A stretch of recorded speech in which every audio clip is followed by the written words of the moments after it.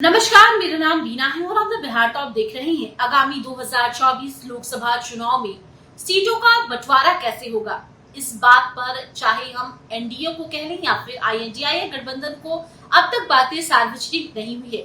इसी बीच रविवार को हम प्रमुख जीतन राम मांझी ने बता दिया है कि एनडीए में बीजेपी सीटों का बंटवारा कैसे करेगी और किस तरीके से सीटों के बंटवारे पर प्लान किया जा रहा है।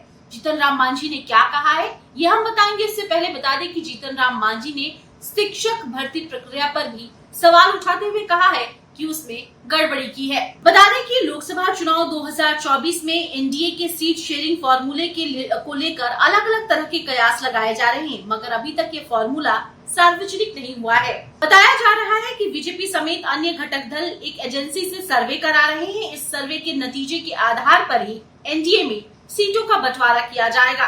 यह बात हिंदुस्तान आवाम मोर्चा प्रमुख जीतन राम मांझी ने कही है। मांझी ने कहा है कि सर्वे अभी जारी है। इससे पहले ये पता लगाया जा रहा है कि किस सीट पर एनडीए में शामिल कौन सी पार्टी मजबूत है।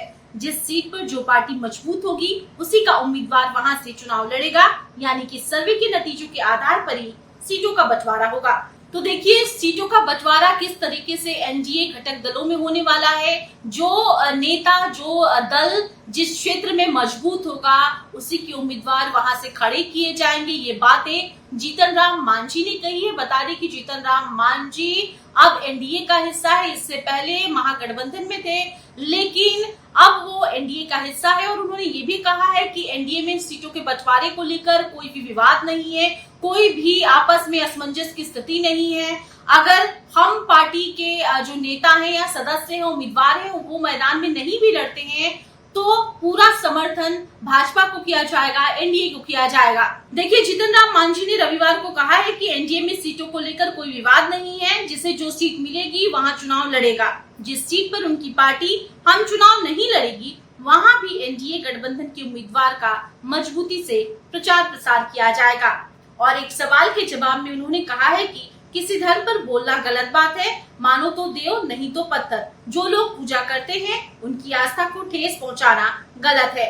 इसके साथ ही उन्होंने बिहार सरकार पर निशाना साधते हुए कहा है कि बिहार सरकार में जो शिक्षक भर्ती प्रक्रिया जो काफी विवादों में भी रहा, ऐसा कह सकते हैं, क्योंकि अलग अलग तरह की बातें सामने आती रही और ऐसे में उन्होंने शिक्षक भर्ती प्रक्रिया पर सवाल उठाते कहा है कि इसमें बहुत बड़ी धांधली की गई है, गड़बड़ी की गई है। बहरहाल इस खबर में इतना ही। आपकी क्या राय है, आप अपनी राय कमेंट के जरिए हम तक दीजिए। इसके साथ ही अगर अब तक आपने हमारे यूट्यूब चैनल को सब्सक्राइब नहीं किया है तो इसे सब्सक्राइब कर लें और ऐसे अन्य तमाम खबरों के लिए बने रहे द बिहार टॉप के साथ। धन्यवाद।